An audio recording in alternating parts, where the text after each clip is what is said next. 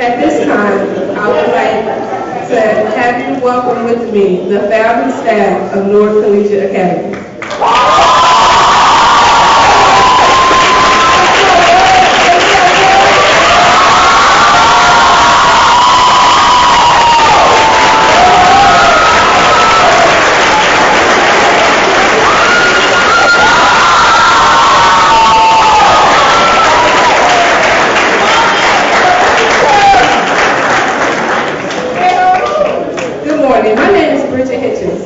And I was a founding biology teacher at Newark Collegiate Academy. 4 years ago, I joined 6 other amazing educators and 1 dedicated parent with a plan to build a high school that will provide greater opportunities for the kids in Newark. Beyond creating rigorous academic opportunities, we also wanted to challenge them and provide opportunities for them to grow their character. We believe that intellect without character describes a life that underestimates the value of our fellow man.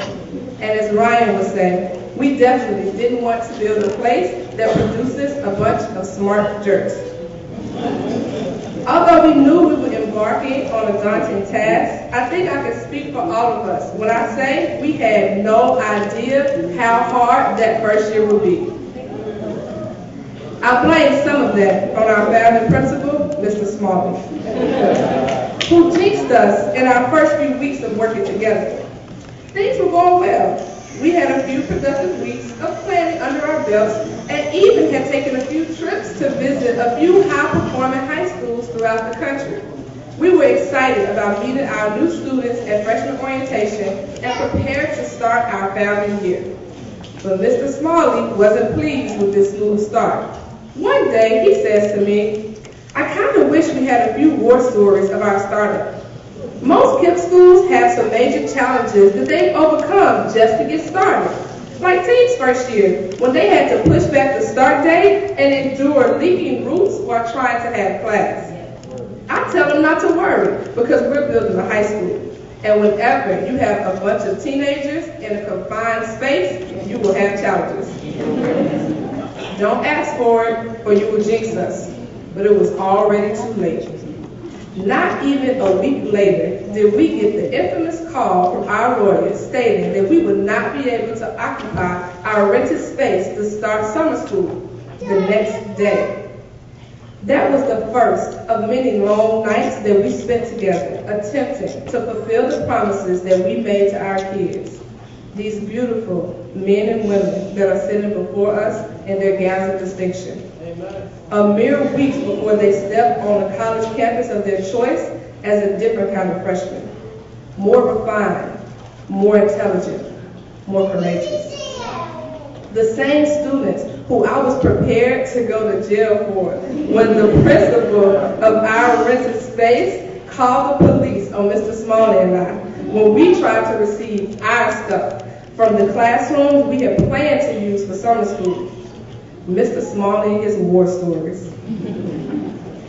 You were worth it then, and you're worth it now.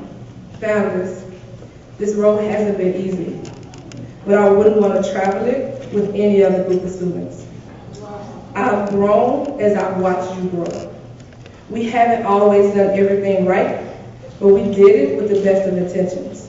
Thank you for trusting us to lead you on this leg of the journey. Now, we must release you as you continue your trip. I know you have what it takes to accomplish every goal that you set for yourself. People will doubt you. Challenges will become more difficult, and new experiences will frighten you. But none of these facts are reason to quit. Remember that you will always have family at NCA who love and support you. Go out and make the world a better place, and we will be cheering for you along the way. I now welcome our founding history teacher, Mr. Andrew Martin, to the stage.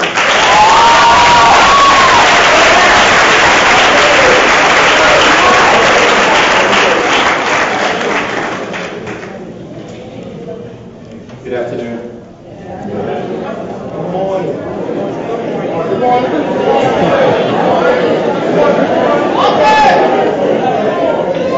My name is Andrew Martin, and I was the founding history teacher at NCA. Class of 2011 was my first experience teaching high schoolers, and this spirited group of children gave me a run for my money on science. But I love them for it, and I love this class. They pushed me to be a better teacher and challenged me to challenge them. We had thought-provoking debates in history, and I watched them grow before my eyes.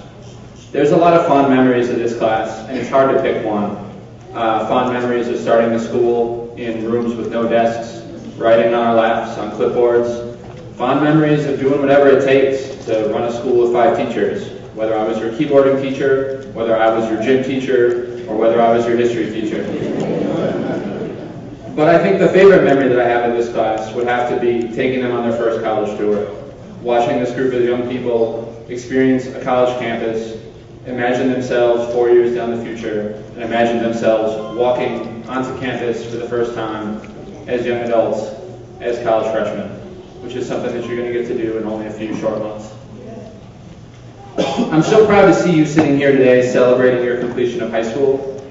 I know how much work it takes. I print your report cards. I've seen your grades.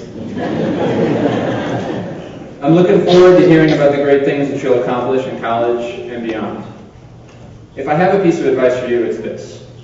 This summer, you're going to get your course catalog for your college. Take some time. Read it over. Take it with you to the beach. Take it with you when you go out. And don't sell yourself short on anything you see in that catalog. You've experienced a lot of time together as a group of kids, as a class of 2011, and you've been able to lean on your peers. But now, as you go off to college, you're going off as an individual, and don't put yourself in any boxes. If you see something that's interesting, try it. If you think it might be too hard, go to study hours. But above all else, embrace the new experiences that come with college, and take advantage of them. Congratulations.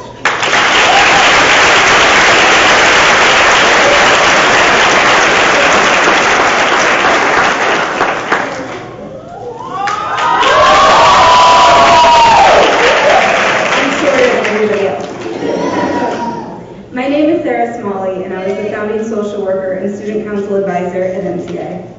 When I started at NCA, I only came in on Fridays and some days after school. The truth was I had a full-time job somewhere else, but I could see my baby's faces and that they needed a social worker, so we came. I was the softer side of Smalley. At that time, everybody wanted to be a leader, and no one knew how. Our first student council meetings used to both inspire and frustrate me. Thank God for confidentiality that goes both ways, as I told the kids. So I'm supposed to talk about my favorite memory. And the truth is I really struggle to find one favorite memory because a lot of my favorite memories happen with 1 or 2 kids in a very private moment that I'm not going to share with family members here because that might make everybody a little bit sad. I think that my favorite memory is probably, I don't know, Aaron Avery, you're involved in many.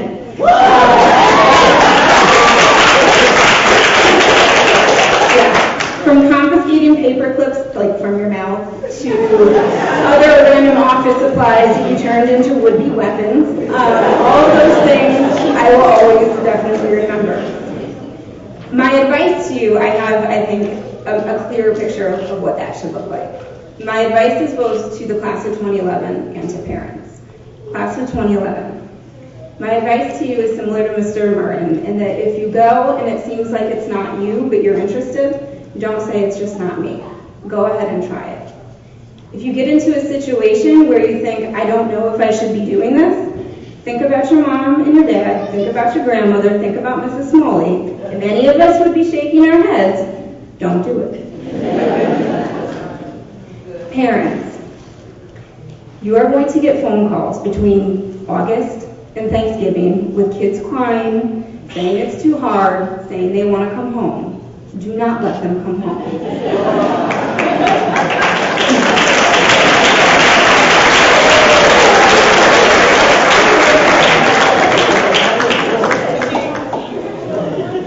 I love you, 2011. You guys are my very first and possibly only babies. And you always know that if anything happens, you call me and I will come.